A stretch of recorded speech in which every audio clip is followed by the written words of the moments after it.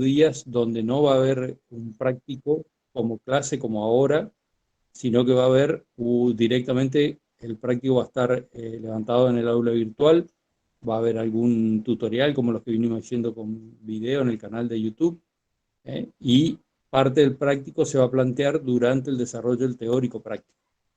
Entonces, a partir de ahora, quedamos todos de acuerdo en que el horario es a partir de las 15, el horario de las clases, tanto martes como jueves. Si llega a haber alguna variación, le vamos a avisar para más adelante, pero por ahora queda fijado de esa manera. Bien. Bueno, vamos a ver si puedo presentar clasificación de alimentos, que es nuestro tema de hoy. ¿Todos están viendo?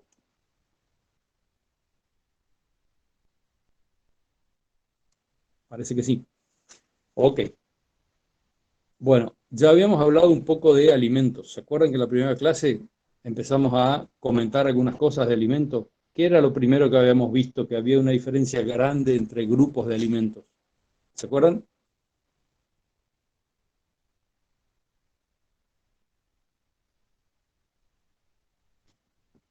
Habíamos dicho que había algunos alimentos que tenían mucho volumen. Y habíamos mostrado fotos de distintos tipos de pastos, ¿se acuerdan? ¿No? Ahí Sí. están diciendo sí, sí, sí. Bien, ok. Bueno, yo no veo, así que necesito que me avisen. Bien, está. Entonces, habíamos dicho que eso era o voluminoso, se lo llamaba, o fibroso, ¿no es cierto? Ahora que sabemos un poco mejor qué es lo que tenemos como composición de los alimentos, que es lo que estuvo dando el doctor Balbuena, a partir de los análisis sabemos esa composición y aprendimos las fracciones que tienen esos alimentos. Entonces, la base de la clasificación, de una clasificación más general que hay y que se hace desde hace mucho tiempo, es clasificarlo como fibrosos a los alimentos que tienen más de 18% de fibra bruta. Es decir, hacemos un análisis proximal, si nos da más de 18% de fibra bruta, es un alimento fibroso. Y si tiene menos de 18% de fibra bruta, es un concentrado.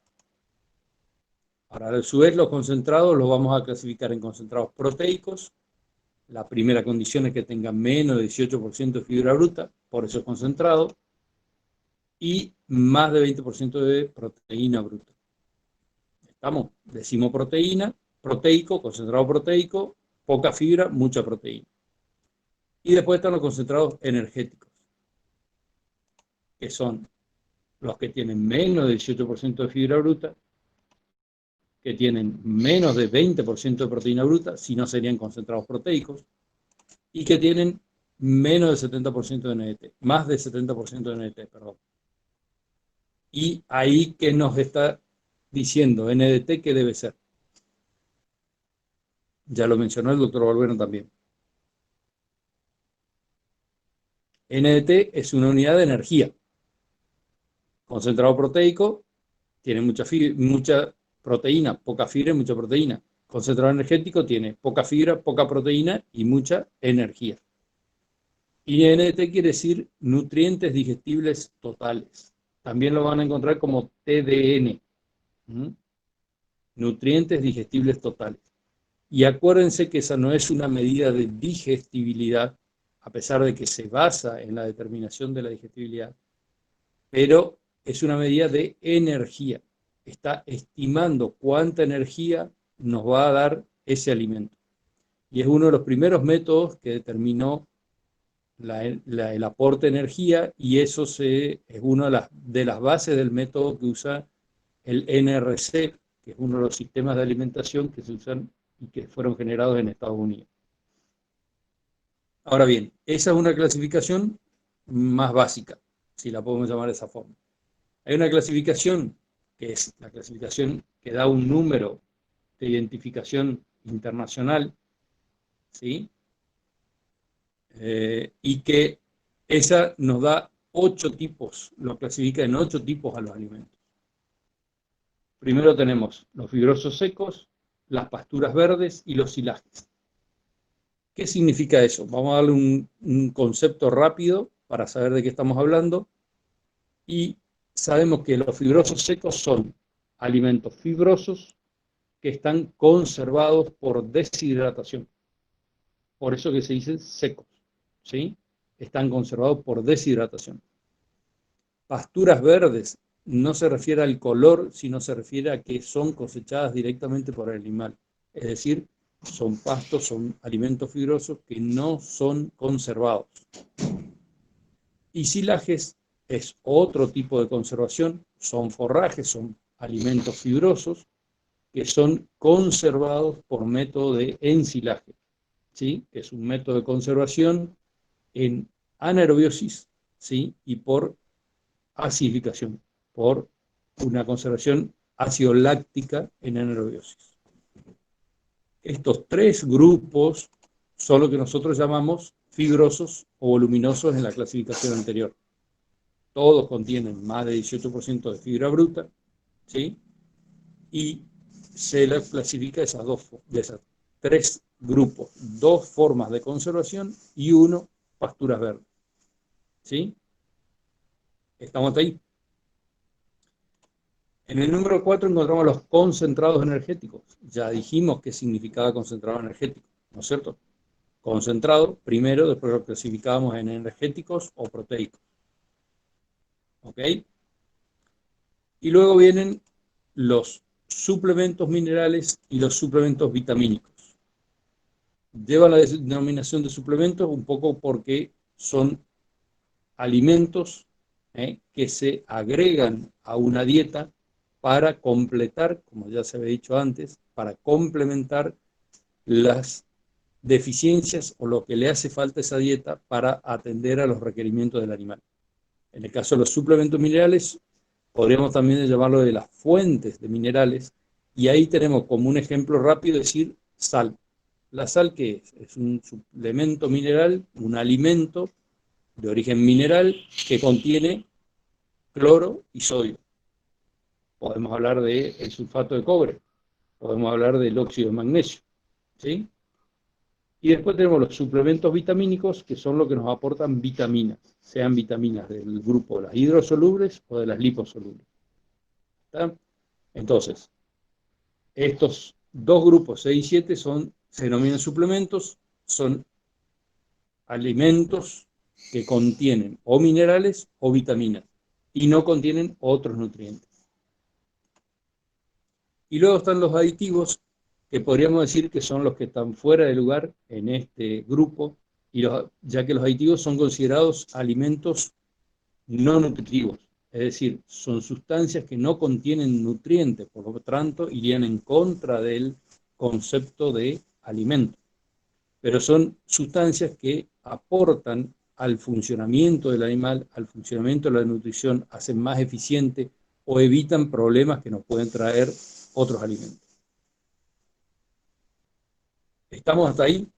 Vamos a tratar de acordarnos de esa clasificación. Esa clasificación es la que vamos a usar y la que vamos a encontrar en las tablas de clasificación de los alimentos. Si encontramos el número internacional, vamos a ver que el primero es el que nos agrupa en estos 8 tipos de alimentos.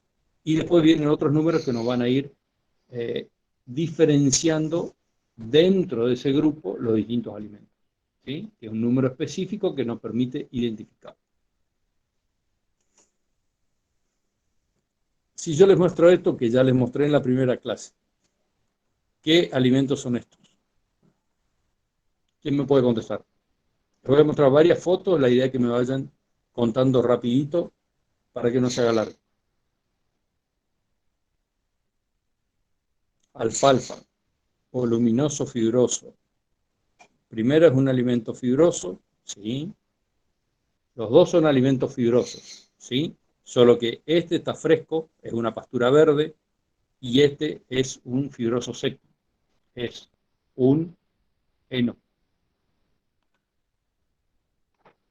Acá también tenemos alfalfa seca, es un fibroso seco, solo que está peleteado. ¿Se acuerdan que el doctor Balbuena habló del pellet? El pellet, del peleteado, peletizado, es un proceso en el que se compacta el material, se compacta el alimento para darle menor volumen y hacerlo más fácil de manipular. mejorar la parte operativa de transporte y de suministro. ¿Sí? Y acá ustedes tienen el mismo heno, acá están las plantitas de alfalfa y acá está el mismo heno, pero ya pasó un tiempo, entonces está más seco. Es un megafardo, por el tamaño megafardo. La base es un fardo, que es la forma de recolectar el material ya secado, ya deshidratado, para conservarlo, para guardarlo. Acá tienen también fardos y rollos.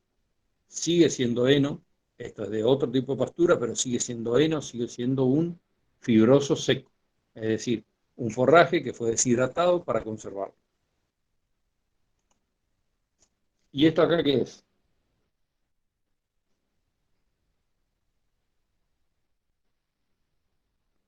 No hay mucho, pero ¿qué es? Pastura, pastura verde. Sí, dentro de la clasificación. Y dentro de eso, ¿cómo más le podríamos llamar, aparte de pasturas verdes, que vimos en la primera clase? Porque esta pastura verde no es lo mismo que esta. Esto es una pastura verde.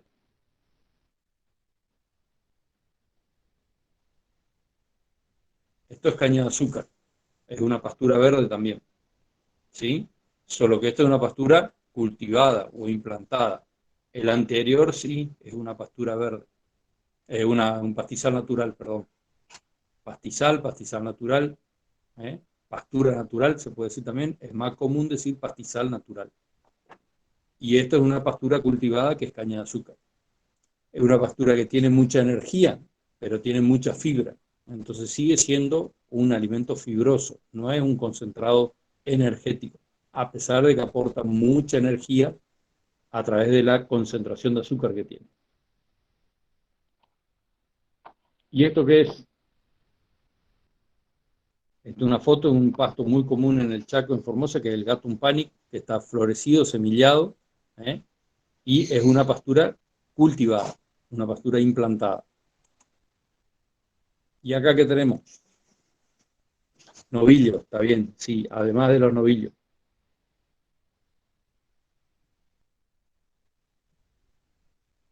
Otro pastizal natural, ¿sí? Otra pastura verde, ¿m? Con mucho más volumen, con mucha más cantidad que en la anterior, pero sigue siendo un pastizal natural. ¿Y acá qué tenemos? También lo vimos en la primera clase.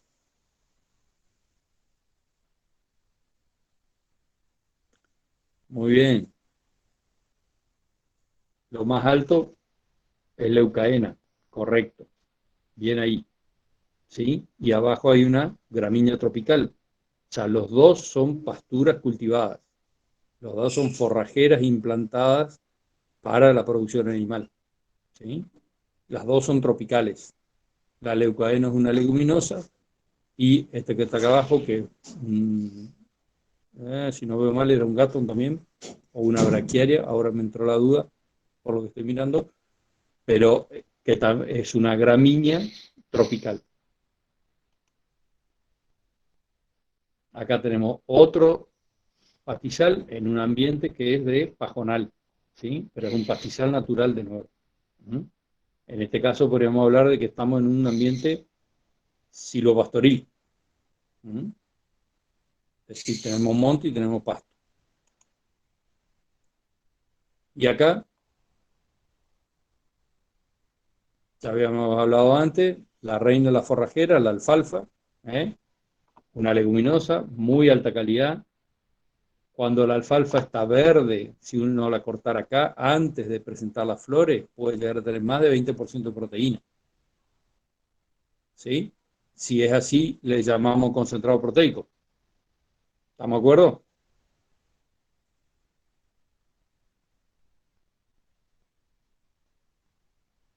No, no, no, a todo lo que dijeron sí, no, no, no, no, tenían que poner. Pero que Sigo piensen sin. ellos, ¿por qué no sería un concentrado proteico? O sea, ¿por qué? Bueno, Porque dale, dijeron sí seguro por la proteína nomás. dale. Y entonces, a ver, ¿por qué Valeria no está de acuerdo con que sea un concentrado proteico?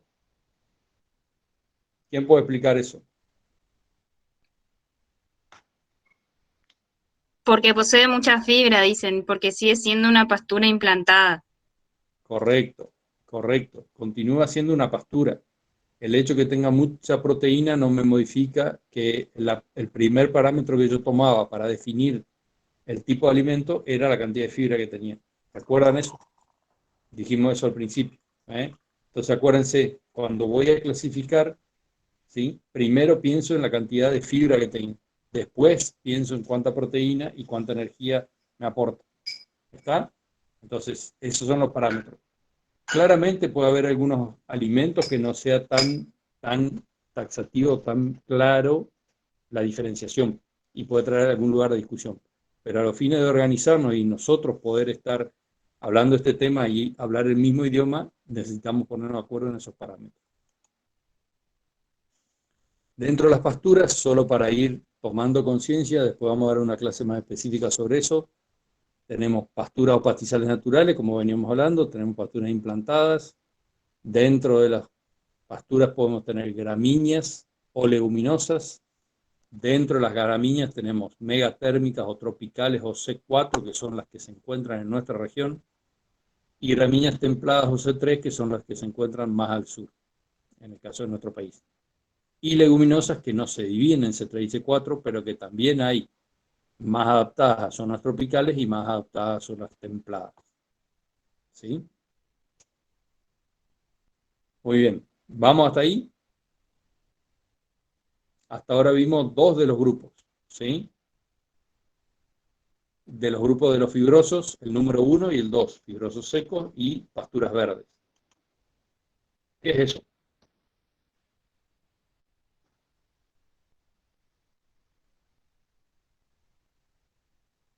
Silaje, dicen algunos. ¿Sí? Ok, silaje. ¿Y qué es eso? ¿Qué significa eso?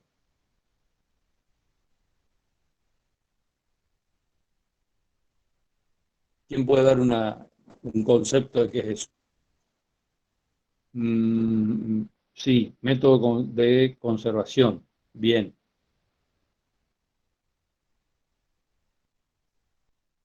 El método se conserva húmedo, un método de conservación húmedo, conservación por anaerobiosis. Muy bien.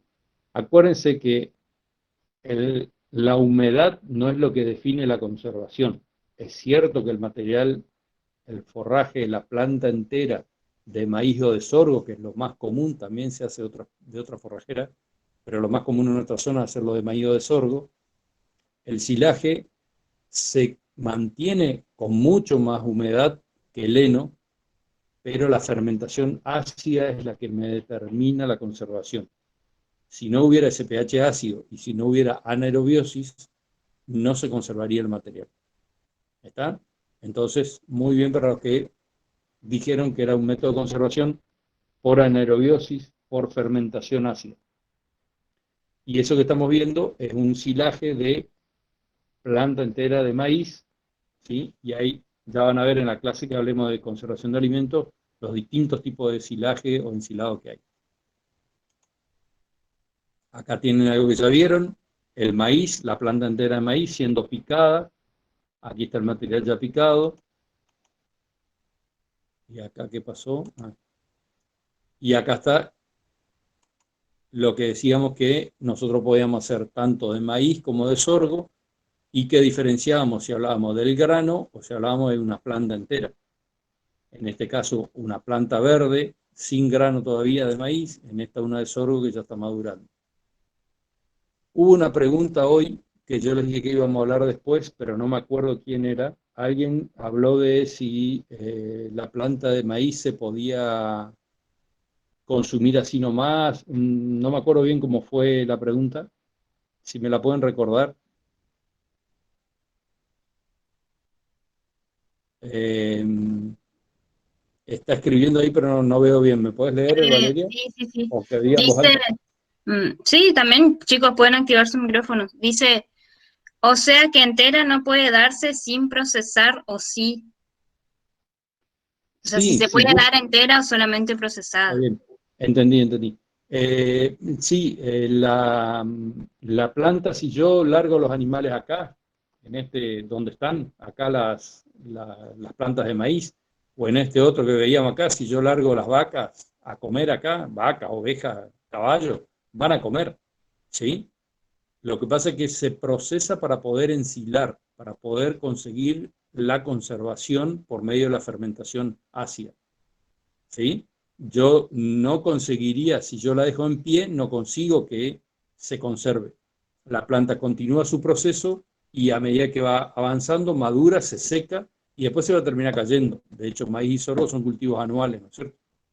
Entonces, si yo no hago algún procedimiento para cortarla y deshidratarla o ensilarla, no la voy a poder conservar.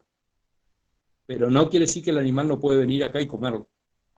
Tranquilamente, va y lo come. Y a veces se escapan los animales y van a una plantación de esta y la comen. Por ejemplo, acá en Corrientes está habiendo problemas con los ciervos axis que se meten en las plantaciones de sorgo y de maíz que están destinados a hacer reserva forrajera o a cosecha de grano. En general en Corrientes más para reserva forrajera. Y los axis son ciervos, son rumiantes y comen tranquilamente y eligen las mejores hojas, los más tiernitos, los de mayor digestibilidad, comen y hacen un desastre. Lo mismo pueden hacer las vacas o novillos, ovejas, cabras. Bien, seguimos. Cambiamos ahora. Habíamos hablado de fibrosos, ¿se acuerdan? Fibrosos y eran 3 números dentro del IFN. 1, 2 y 3, fibroso seco, pasturas verdes, ensilajes. Ahora pasamos al número 4, que son los concentrados energéticos. Recordamos de qué dependía de que sean concentrados. Menos de 18% de fibra bruta, menos de 20% de proteína bruta, más de 70% de NDT. Y acá tengo los grandes grupos enumerados ahí, los grandes grupos de alimentos que se constituyen en alimentos concentrados energéticos.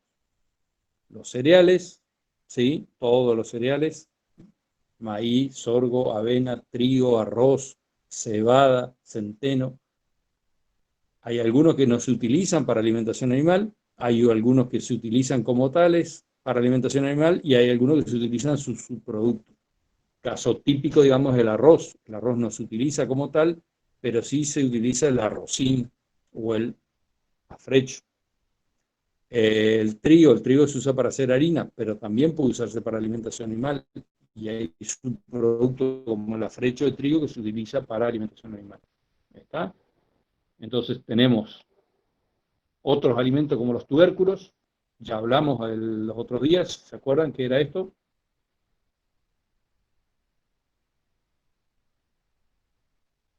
¿Conocen? Todos pensaron en el chipacito, no pensaron en alimentar a las vacas o a los cerdos, pero se utiliza para alimentar animales. Habíamos hablado de el residuo de la extracción del almidón, que se le llamaba frecho, ¿se acuerdan? También de mandioca. Bien, perfecto. Acá tenemos otro ejemplo, los cítricos, de los cuales se obtiene la pulpa. Ahí dice pulpa naranja, pero porque la foto es de naranja, puede ser de cualquier cítrico, ¿sí? Y la pulpa, en ese caso, es cuando se extrae el jugo y lo que queda se denomina pulpa, que algunos puede ser que la deshidraten y forman esto que se ve acá, que es el pellet de pulpa de citrus, o en este caso pulpa naranja. Entonces, un pellet, ¿qué pasó? La pulpa de cítrico es un material con mucha humedad, mucha agua. Esa mucha agua hace que sea fácil que se fermente, que sea fácil que se descomponga y que sea complicado transportarlo. Entonces, si yo puedo, la deshidrato, eso pasa por un picado, por un molido y se peletea.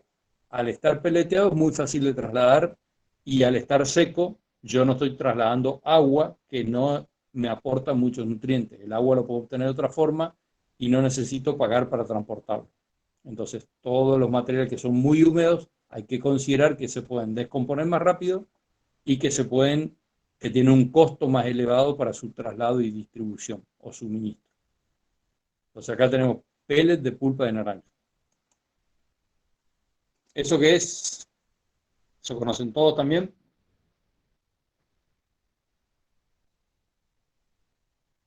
A ver.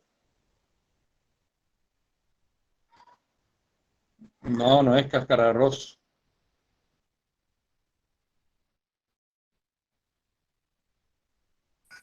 Avena, dicen algunos. Puede Trigo. ser avena o será más trigo. Bueno, otro de los cereales. Eso es trigo y eso es lo que queda de los otros días estábamos hablando. A ver si el que se acordó cuál era el nombre de los envoltorios, de las envolturas que tenía la semilla de trigo y que en el procesado de la harina se obtenían. ¿Se acuerdan o no? Esto es afrecho de trigo que está peleteado, otra vez lo mismo que con la pulpa de naranja, lo que hicieron, o con los peles de alfalfa, ¿se acuerdan? Las aleuronas, exactamente, que son los envoltorios del grano. Ese envoltorio de grano, al pulirlo, al hacer el pulido antes de producir la harina, en la fábrica se le saca. Puede haber algún pedacito de cáscara, ¿m? Y luego se compacta, se peletea. Acuérdense que el peleteado es un proceso, no es el producto, ¿sí? Yo puedo tener pellets de soja, pellets de pulpa de citrus, pellets de alfalfa y pellets de trigo. Ninguno de ellos es igual, ni siquiera están en la misma clasificación. El pellet de alfalfa, que es un alimento fibroso seco. El pellet de trigo es un alimento concentrado energético. Y el pellet de soja es un alimento concentrado proteico. Y el pellet de pulpa de citrus es un alimento concentrado energético. Entonces, son alimentos diferentes hasta en su clasificación. Lo único que pasó es que sufrieron el mismo proceso. El pellet o peleteado es un proceso de compactación del material que nos va a dar estos taquitos con forma de tiza de distinto tamaño y de distinto largo, de distinto diámetro y distinto largo, ¿sí? Y como reitero, es un proceso para obtener un menor volumen y una mayor facilidad de movilización, mayor facilidad operativa para el traslado, para la carga, para el embolsado, para el suministro a los animales, ¿sí? Y el afrecho es un subproducto de la industrialización de cereales, particularmente de arroz y de trigo, que contiene las aleuronas, que contiene las envolturas de la semilla, ¿sí? Y que en el caso del de trigo luego es peleteado. En el caso del arroz no se peletea, ¿sí? Y tiene algunos inconvenientes uno y otro, ¿sí? Pero son diferentes. Ya lo vamos a describir con más detalle cada uno y cómo se usa. ¿M? Pero es importante que ustedes tengan claro que hablar de pellet o peleteado no tiene que ver con la composición del alimento, sino con la presentación. ¿Quedó?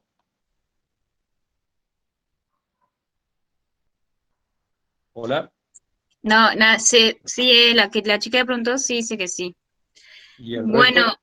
¿Ya se fueron? también, no, sí, hay varios que dicen que sí. Surgió una pregunta. Sí, Dice, ¿podría repetir un ejemplo de energético proteico? todavía no di ninguno, pero vamos a esperar a ver qué son los proteicos y ahí le vamos a comentar. Háganme acordar después. Este ya conocen, es muy clásico. ¿Se acuerdan? ¿Quién me dice el nombre?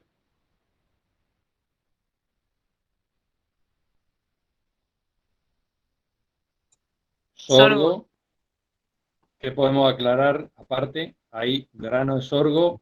¿Qué diferencia hay entre las dos fotos? Grano entero de sorgo y grano de sorgo partido o molido. En este caso, como no es tan finito, hablamos de partido. Exacto, bien ahí. Entonces tenemos grano de sorgo entero y grano de sorgo partido. Acuérdense que les dije, y podrían ir investigando ya eso, a qué se debe, que es necesaria el partido o molido del sorgo para suministrarlo en la dieta a los animales. ¿sí? Cuando está así entero, no es utilizado en mayor medida, ¿sí? Cuando se utiliza bien es cuando está partido o molido. Sí, pero no es completa tu respuesta, no vi el nombre, de que era para exponer a las enzimas. Si no, todos los alimentos deberían ser partidos y no es necesario en todos los alimentos, ¿sí? Pero búsquenlo y lo vamos a conversar en la próxima clase donde se va a empezar a hablar de los concentrados puntualmente. Bueno, y acá tiene el grano de maíz, ¿sí? Todos lo conocen también. ¿Y esto quién me puede decir qué es?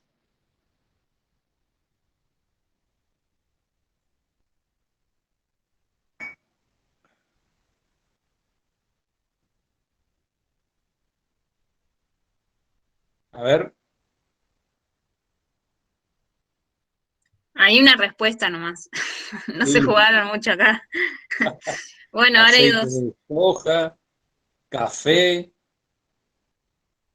Chocolate. chocolate, qué grande. Ese torito comiendo chocolate estaría feliz. Pues, Ya, es melaza, en este caso melaza de caña. La melaza que nosotros conocemos, la que más se utiliza, es la melaza de caña de azúcar.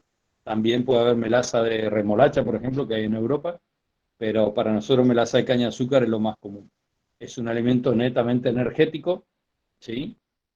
Y tiene la característica de ser un alimento líquido.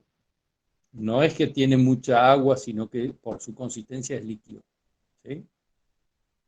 Bien, preguntas, ¿cómo venimos hasta ahí?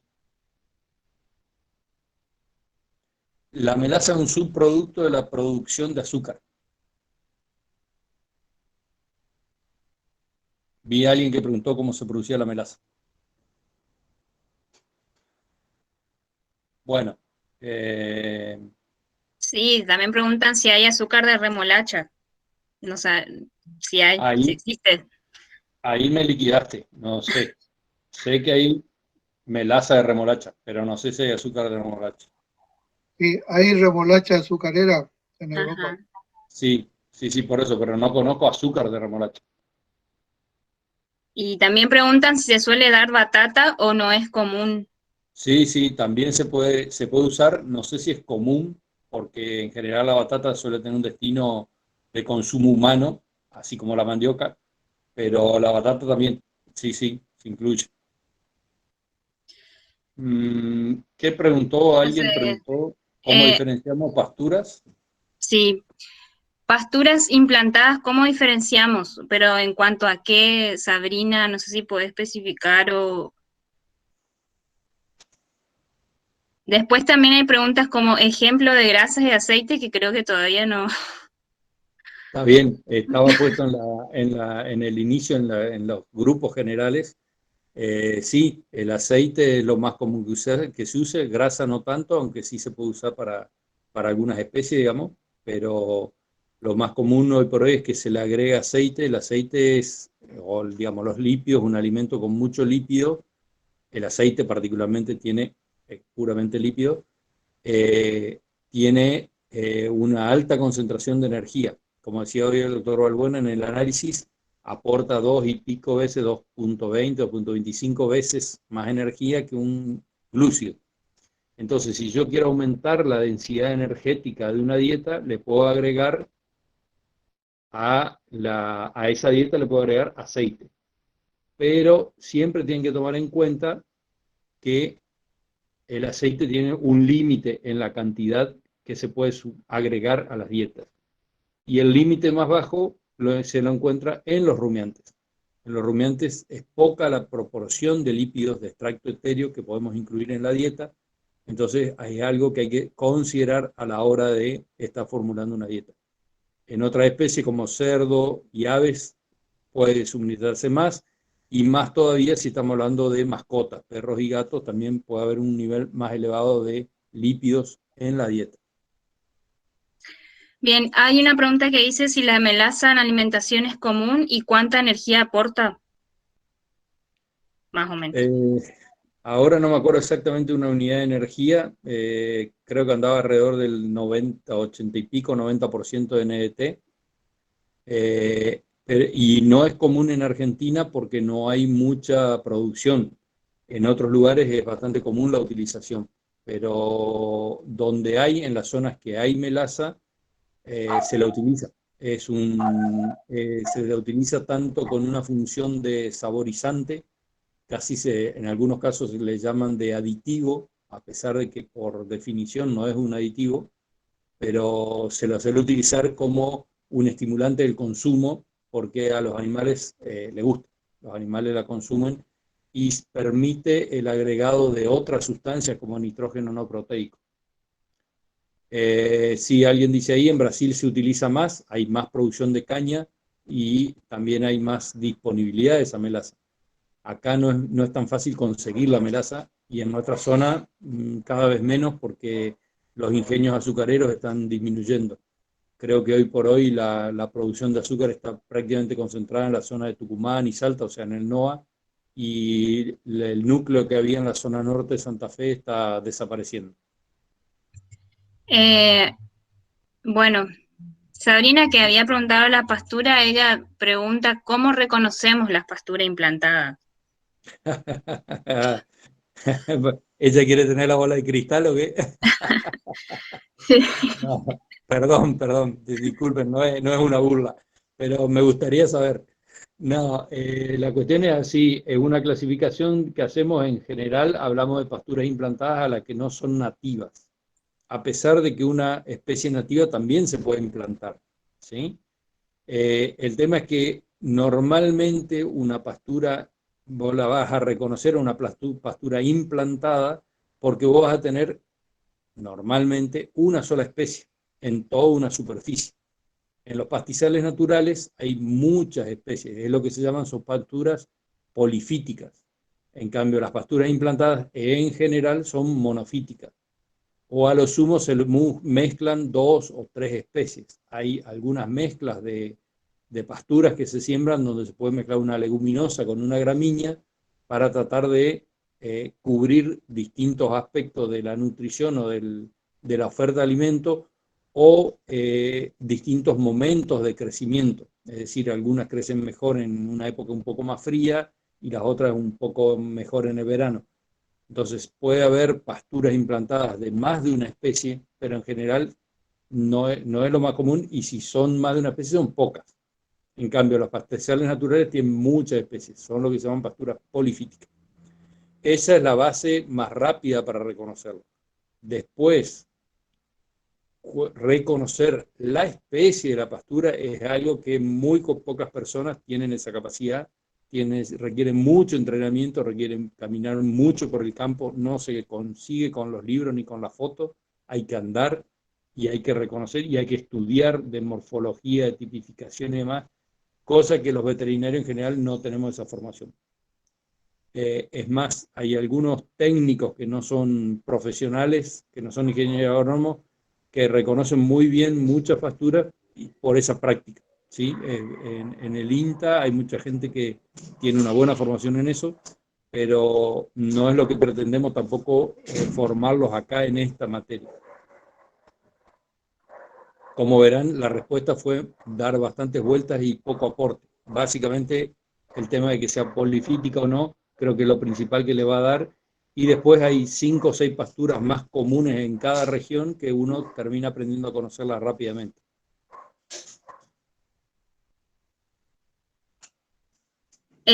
Acá se generó como una charla en el chat ¿Sí? acerca de la urea, porque Sí. surgió una pregunta de que si se considera o no un alimento, porque también ellos leyeron de que daña a los rumiantes y que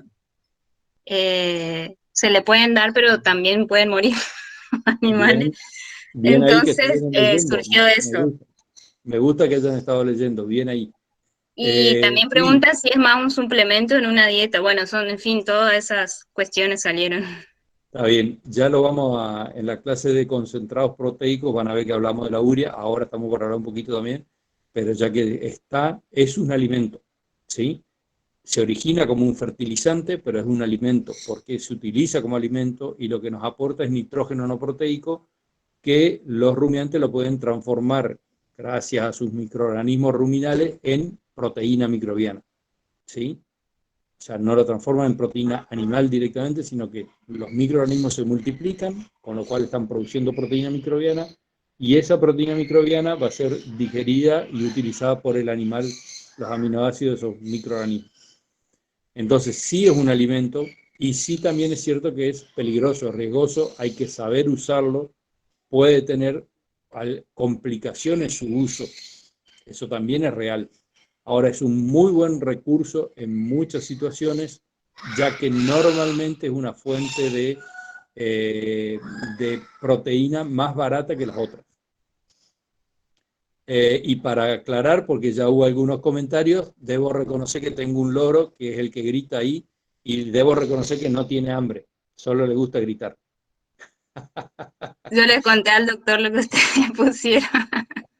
¿Con qué lo alimenta el loro? Dice el bárbaro.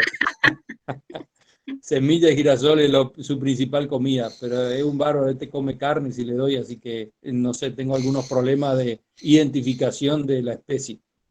No sé si es un loro caníbal o qué. Bueno, sigamos. Ahí está llegando gente a mi casa y por eso se pone a gritar el loro. Bueno, hablábamos de urea, ahí estamos con la urea. ¿Qué otra cosa es esto?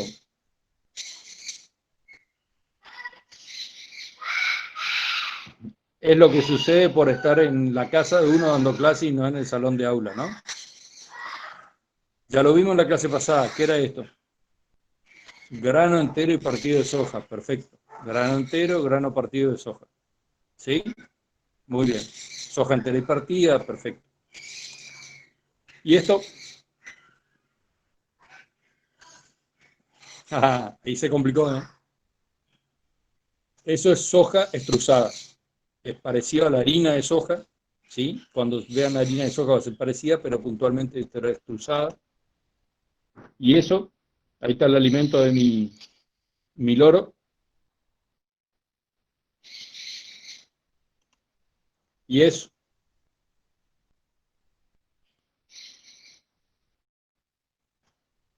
Pellet. Ya dijimos que con pellet no decíamos nada, ¿se acuerdan? Ahora, si dicen pellet de girasol, ya vamos mejorando. Y esto sería un pellet de expeller o de harina de girasol. ¿Sí? Y ahí después lo vamos a ver con más profundidad, pero dentro de los concentrados proteicos nosotros tenemos los derivados de la industria aceitera. ¿Sí? Entonces, en este caso, ¿qué es? Un expeller, expeller ¿qué quiere decir? Que a la semilla de girasol se le extrajo el aceite, depende del método que se extrae, se llama expeller o harina, y después ese material fue peleteado, que se acuerdan que dijimos que era un proceso que influía en la presentación, pero que no me indicaba qué tipo de alimento era. Entonces yo puedo tener un expeller de girasol peleteado o no, puedo tener un expeller de algodón peleteado o no, este es expeller de algodón, puedo tener un expeller de soja peleteado o no, en este caso son todos pellets, pellet de harina de soja, pellet de expeller de girasol y pellet de harina de algodón. ¿Está? Bien. Esto solo para llamar la atención, ya lo van a ver con detalle, pero también tenemos alimentos que salen de la producción molienda del maíz, de un concentrado energético, como vimos, pero no necesariamente el producto, el subproducto de esa industria va a ser un concentrado energético también, en este caso va a ser un concentrado proteico, ¿sí? Acá tienen otros concentrados proteicos que se originan también en el maíz, ¿sí? Y eso que les estuve mostrando es esto que encontramos acá, ¿sí? Los concentrados proteicos, perdón, son los que tienen menos de 18% de fibra y más de 20% de proteína, y entran semilla oleaginosa, subproductos aceiteras, subproductos cereales, subproductos animales y nitrógeno no proteico. Dentro de los subproductos animales, ¿qué se les ocurre que pueden usar? Acá preguntaban justo, Doc, si los pellets siempre son de un solo alimento o puede haber de más de uno. En general sí, vienen de yo por lo menos no he visto mezclados. No digo que no haya. Hay alimentos balanceados que venden las empresas que están peleteados. Ahí serían un pellet de un alimento balanceado, ¿sí? O un alimento balanceado peleteado. Vuelvo a repetir y queda clarísimo que el pellet es un proceso, no indica el origen, no indica qué contiene ese pellet. Perdón, creo que hubo otras respuestas ahí, pero no Sí, alcancé a leer, Valeria. sí. Con respecto a lo que usted preguntó de subproductos animales, Sí, dijeron huesos, harina de carne, harina de pescado. exacto. ¿Y qué tenemos que tener en cuenta de eso? ¿Qué saben sobre eso?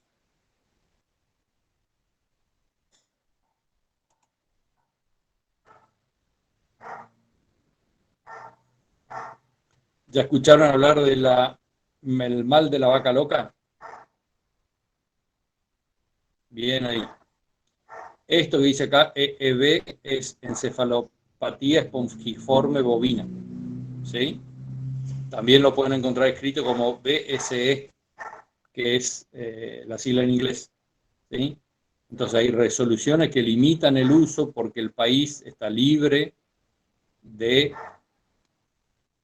BSE y se considera riesgo cero, o sea que se considera que no hay posibilidades de que se produzca, que se contamine, que se contagie, que haya una infección. ¿Sí? Pero es algo que debemos cuidar mucho. Una de las mayores discusiones que hubo y sigue habiendo es con respecto a la harina de hueso. La harina de hueso se utilizó mucho tiempo para aportar principalmente calcio, calcio, fósforo, algún otro mineral también, pero básicamente calcio por la composición del hueso. Pero dentro de esa matriz ósea ustedes saben que hay proteína. Entonces, la harina de hueso como tal está prohibida. Lo que se puede utilizar es harina de hueso calcinada. Recuerden que el prión es una forma infectante, pero en su base es una proteína. Si yo tengo un material calcinado, si a mí me quedan solo las cenizas, como le dijo hoy el doctor Balbuena para el análisis de alimentos, las cenizas que eran después de pasar por una almufla donde se había pasado por combustión total, o sea, se había calcinado todos los componentes orgánicos. Si yo tengo una harina de hueso calcinada, no voy a tener posibilidad de que haya proteína y por lo tanto no hay prión. El problema es que no es tan simple ni tan fácil conseguir una calcinación completa, ¿sí? Entonces son productos que deben estar bajo control con mucho cuidado porque puede haber esa transmisión. Me pareció que vi algunos comentarios, pero no conseguí leerlos. Sí, dicen, ¿no es más recomendable utilizar calcio como suplemento en lugar de harina de hueso? Sí, no estoy discutiendo la conveniencia, estoy discutiendo que se usaba y no se puede usar, o no se puede usar la harina sola, tiene que ser calcinada. Hay gente que sigue utilizando y no se olviden ustedes que hay un gran problema de qué hacer con todos los huesos, tanto de animales que se mueren en el campo como de lo que es la faena animal. Se faenan millones de animales todos los años y hay un montón de huesos que se descartan.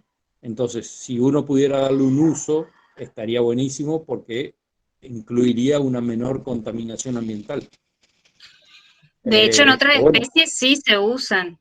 O sea, en otras especies sí se puede usar, en digamos. otras especies se puede usar, pero también está limitado para cerdo y también está controlado para aves. Digamos, como es una proteína, se podría dar. Acuérdense ustedes que hay subproductos de las otras especies animales que se dan para alimento de bovinos. Por ejemplo, en algunos casos se han utilizado la cama de pollo, que es el término común, digamos, para alimentación animal, ¿sí? De cerdo y de rumiante.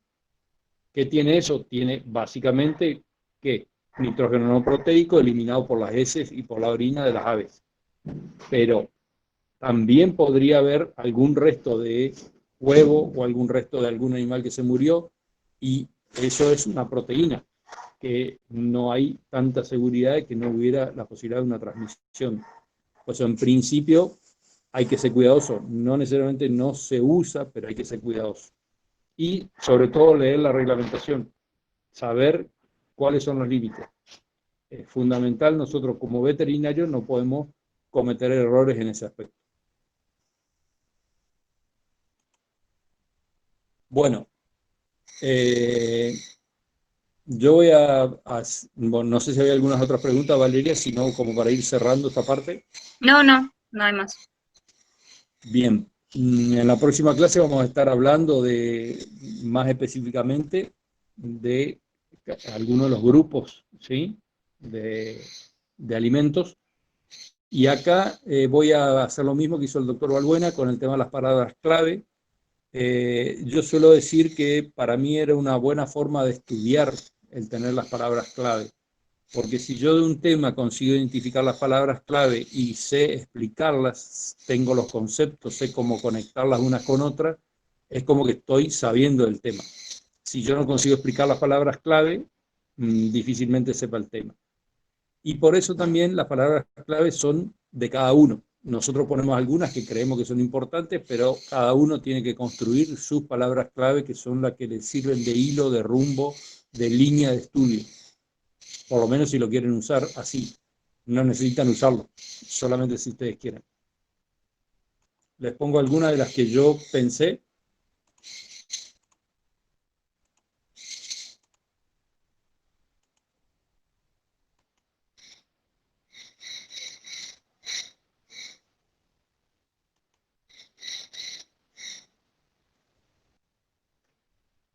¿Quieren agregar algunas más? Acá faltarían los nombres de la clasificación de alimentos, ¿no?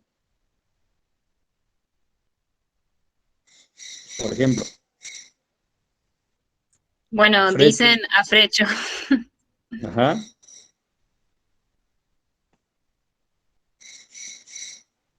Bien. Como dije, cada uno va a utilizar la que les parezca mejor. No hace falta que ustedes se aprendan las palabras clave que nosotros estamos proponiendo. Esto es una forma de guiarse, nada más. ¿Está? Bueno.